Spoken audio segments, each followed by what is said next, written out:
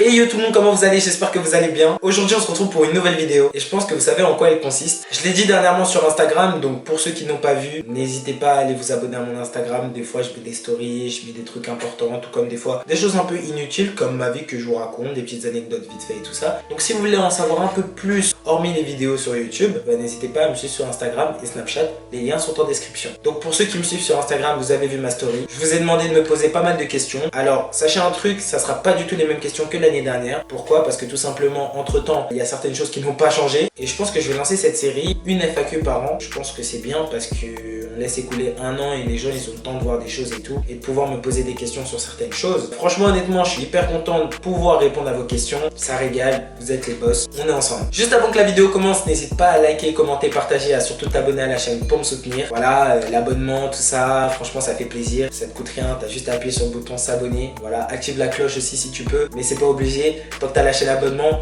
ça fait plaisir. Sache que si t'as lâché l'abonnement, je te l'aime. Si t'as pas lâché l'abonnement, je t'aime quand même parce que t'as cliqué sur cette vidéo. Bon, sur ce les gars, je vais répondre à vos questions avec un grand plaisir. C'est carré les gars. Let's go, on perd pas de temps.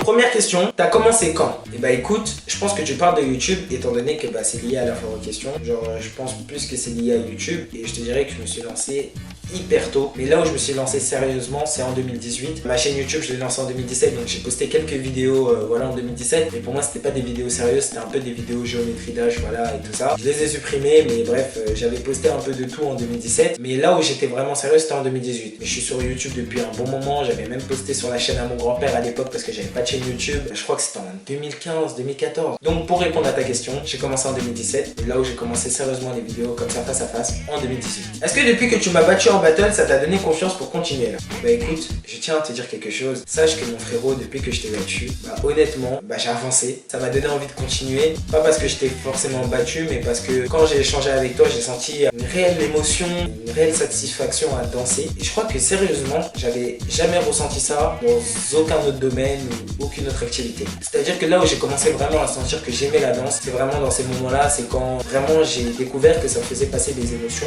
Et donc quand je t'ai battu, bah honnêtement, ça m'a pas plus donné confiance en moi au niveau de ma surestimation, tout ça. À me dire tiens voilà, je l'ai battu, je suis plus chaud que lui et tout ça. Pas du tout. Justement, bien au contraire, je pense plus que j'ai pris du recul. Ça m'a permis d'apprendre quelles étaient mes faiblesses et où je pouvais m'améliorer et tout ça. J'ai appris à connaître ta danse, j'ai appris à te connaître encore plus. Et franchement, c'était fort. Donc voilà, depuis que je t'ai battu en battle, bah on peut dire que ça m'a donné envie de continuer. Donc on va dire que ça m'a donné un peu plus confiance parce que voilà, j'avais battu quelqu'un que quand même j'étais un peu fan de lui. Je sais pas si t'étais au courant, mais j'ai kiffé ce que tu faisais et j'ai kiffé. Tu vas bien en ce moment? Alors oui, franchement, honnêtement, je te dis la vérité.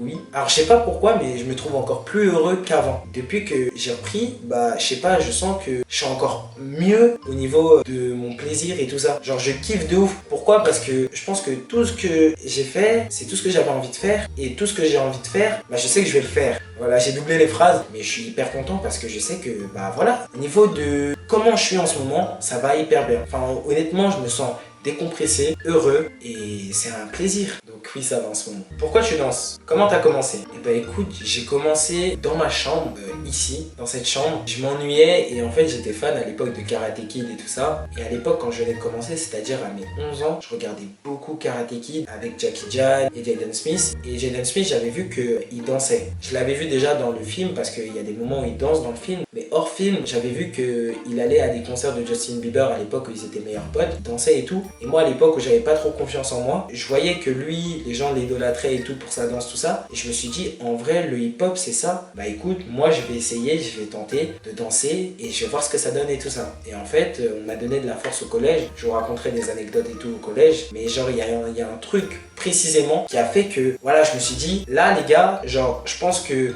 c'est ça ma passion et je pense que je vais faire ça pendant des années. J'aurais jamais imaginé arriver jusque là, en 2022 à danser, mais je savais que j'allais faire ça pendant un très long moment. Donc c'est comme ça que j'ai commencé. Et après pourquoi? Parce que je pense qu'à travers des pas, tu peux faire passer des mots, des messages. Genre psychologiquement ça peut t'atteindre, émotionnellement surtout c'est grave important parce que moi quand j'ai commencé la danse, faut savoir que j'ai ressenti quelques petits frissons mais pas énormément. Et en fait c'est en allant dans des événements comme Fusion Concept, Just Debout, Black Hole qu'organise Mass Cool, tout ça, ça que je me suis rendu compte que la danse c'était vraiment un truc qui me plaisait et qui me passionnait de ouf. Même des fois, je peux pas m'empêcher de danser. Et je pense que des fois, quand j'ai envie d'exprimer une émotion, au lieu de m'énerver ou au lieu de frapper quelqu'un, parce que forcément, on n'est pas parfait, donc des fois on a envie de donner un peu de coups. Ben, en fait, je sais que à travers ma danse, c'est ce que je peux faire passer et c'est là où je peux tout ressortir et tout éjecter. C'est pour ça que j'ai commencé à danser et c'est pour ça que jusqu'à maintenant je danse et c'est pour ça que je continuerai à danser. J'espère que ça sera toujours autant ma passion.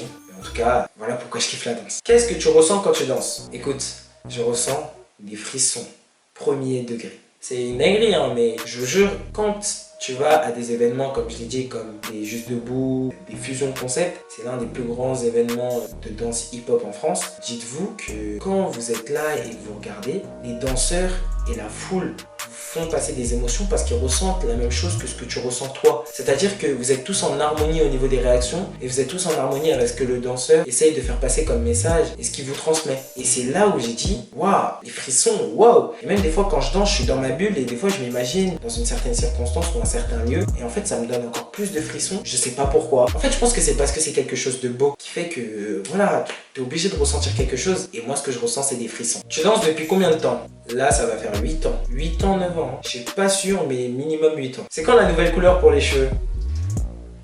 Voilà. Voilà la couleur que j'ai faite. Je vous explique. Petite anecdote. Je suis posé là, tranquille, avec ma mère et je me dis, oh tiens, mais maman, est-ce que tu peux me faire une peinture? Là, elle me fait, ouais, y a pas de souci, mon fils, je vais te la faire. Je suis dans mon salon et je commence à lancer un live. Et je mets quoi comme titre? Ouais, teinture avec ma mère et tout ça. Donc je me dis, au calme, ça va bien se passer, ça va être chill. Je lance ça sur TikTok, donc faut vous attendre à ce que sur TikTok il y ait plus de monde que sur YouTube. Donc je lance tranquillement. Il y a des gens qui commencent à arriver. Et puis là, ma mère commence à me mettre le produit, tout ça. Et on commence à un peu discuter et en même temps discuter avec le chat. Et puis devinez quoi? Qui arrive dans le live? Bon, en même temps, vous me direz, on est sur TikTok, ça swipe, ça swipe. Voilà, il est tombé par hasard. Mais c'est Monsieur Tombola qui est tombé sur le live. Premier degré, les gars. Mais hormis ça, ma mère, elle met la peinture, tout ça. Mon but était de faire du marron un peu clair, tu vois. Et ma mère, elle me fait du marron limite orange cuivré. Et là, du coup, le chat, il réagit en mode c'est un peu trop clair, un peu trop orange, un peu trop cuivré. Et donc, nous, on se dit quoi? On se dit, ok, maman, tu sais ce qu'il te reste à faire. Parce que s'il te plaît, tu peux assombrir un peu tout ça. Elle me fait, ouais, y a pas de souci. De toute façon, c'est ce que je comptais faire, c'est un peu trop clair. Je dis, ok, d'accord. Peut-être que maman, tu veux me trouver une excuse. Elle me fait non. Je lui dis ok. Et là, elle met un peu une couleur assez particulière qui fait que ça m'assombrit. Sauf qu'en fait, la couleur, ça ressemblait limite à du noir rouge. Je fais ok. Là, j'avais pas trop confiance. Elle met et en fait, au final, ça a donné ça. Voilà, ça a donné du bordeaux limite rouge, ça dépend d'où je suis, tout ça. Je sais pas combien de temps je vais la garder, en tout cas je la trouve assez cool. Peut-être que je vais revenir au noir, ou peut-être que je vais changer avec une autre teinture, je sais pas. Après il faut faire attention parce que sinon ça abîme les cheveux étant donné que j'ai des cheveux crépus. Mais on sait pas, on sait jamais, mais en tout cas là pour l'instant j'ai cette couleur là. Donc voilà, dans 5 ans tu te vois où? La même question qu'on m'avait posée dans la FAQ de l'année dernière. Dans 5 ans, il y a déjà un an qui est passé entre la FAQ de l'année dernière et celle de maintenant. J'ai vu un peu que j'ai évolué, tout ça et ça fait plaisir. Et franchement dans 5 ans je me vois dans un grand truc parce que là j'ai 19 ans, je pense qu'à 24 ans je ferai un truc de ouf. Voilà, c'est tout. Tu restes que sur les vidéos YouTube et la danse? Et bah non, je reste pas que sur les vidéos YouTube et la danse parce que j'ai la musique et j'ai la photo. Voilà, et j'essaye de m'intéresser à d'autres trucs. En fait, j'essaye d'être polyvalent et ça marche parce que la musique, il y a plein de gens qui kiffent ce que je fais, ce que je propose en musique. Il y a plein de gens qui kiffent les photos que je prends et tout ça. Les gens, ils ont l'impression que j'ai fait ça depuis des années, alors que je l'ai fait que depuis un an. Même si un an, c'est quand même quelque chose. Par rapport aux autres domaines comme la musique ou la danse que j'ai commencé depuis des années, c'est rien. Et pourtant, les gens, ils kiffent et ils ont l'impression que la photo, j'ai fait ça depuis des lustres. Donc, il n'y a pas que YouTube et la danse, il y a la musique et la photographie. On pourra dire qu'on fait partie des anciens. T'inquiète. La personne qui m'a envoyé ça, t'inquiète. Toutes les personnes qui me suivent actuellement, vous êtes les boss. Voilà, je tiens à vous le dire, vous êtes vraiment les boss. Toutes les personnes qui me suivent là actuellement, qui me soutiennent, même s'ils sont pas abonnés, mais ils me soutiennent, ils m'envoient des messages, ou même des fois dans la rue, ça arrive que des gens me disent qu'ils kiffent mes vidéos, que ce soit des gens que je connais ou des gens que je connais pas. Et avec tous ces gens-là, bah, je tiens à dire merci parce que vous me donnez du soutien, vous me donnez de la force, vous me donnez envie de continuer. Donc, les personnes qui sont là et qui me suivent ou qui savent que je fais des vidéos YouTube et qui me soutiennent derrière ou qui font quelque chose pour me donner la force, vous êtes les boss, merci, je vous retiens, je vous vois. Mon ref, il y a moyen en feed sur YouTube, je voudrais faire mon grand retour en force. Ce message, il me fait penser à plein d'autres messages que j'ai reçus, de gens qui me proposaient des feats ou des vidéos en duo avec eux, tout ça. Je suis pas du tout une star et je me prends pas pour n'importe qui, tout ça. Je pense que je suis un mec tout à fait random qui fait des vidéos et qui essaye de faire passer des messages au mieux et qui essaye de faire kiffer les gens. Et honnêtement, moi je dis pas non. Juste un truc. Les gens qui me proposent directement comme ça alors qu'on n'a jamais échangé, qui m'ont jamais dit ne serait-ce qu'un bonjour et qui m'envoient direct « Hey, ça te dit de faire une vidéo avec moi ?»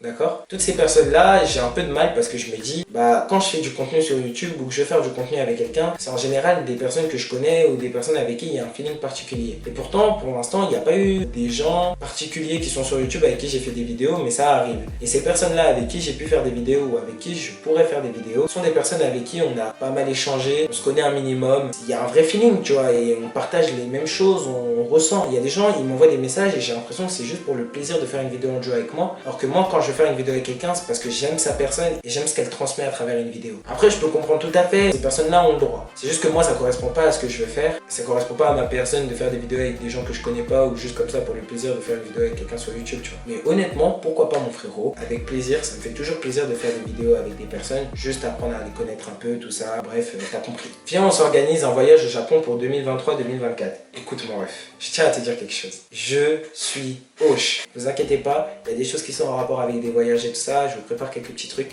Mais mon frérot, je suis grave chaud qu'on s'organise un voyage au Japon pour 2023-2024. C'était comment le GP de Squeezie? Eh ben écoute, j'y vais prochainement. Donc je vous filmerai tout ça. Je vais pas y aller tout seul, je vais vous emmener avec moi. Même si ça sera diffusé sur Twitch ou qu'il y aura des personnes qui sont abonnées à la chaîne YouTube qui seront là-bas, je sais pas. Je vais filmer ça et tout, un petit genre de best-of et tout ça, rassembler les meilleurs moments et vous proposer une vidéo qui est assez cool où à travers cette vidéo, vous pouvez voir que c'est kiffant. Franchement, le festival qu'a préparé Squeezie, ça a l'air d'être du lourd. J'essaierai de vous filmer un maximum des choses et tout ça. Franchement, j'ai hâte. Pronostic de ton évolution dans un an. Bah, je dirais que mes pronostics sont assez positifs, c'est assez good. Donc je me dis que dans un an, mon évolution, elle aura été incroyable. Franchement, à mes 20 ans, je pense que je serais fier de voir cette vidéo-là et de voir tous les contenus qui auront suivi cette vidéo. Je dis la vérité, franchement, mes pronostics sont assez good. Salut, ça te dit de faire un peu plus connaissance? Mais écoute, avec plaisir. Vous savez, je suis tellement une personne qui considère pas qu'il est quelqu'un de connu ou quelqu'un qui est occupé que je ne vois pas le but de ne pas faire connaissance avec quelqu'un si tu as le temps de faire connaissance avec elle. Sachant que je suis sociable. Donc si tu es sociable et que tu as le temps, pourquoi tu prendrais pas le temps? Et moi, si j'ai l'occasion,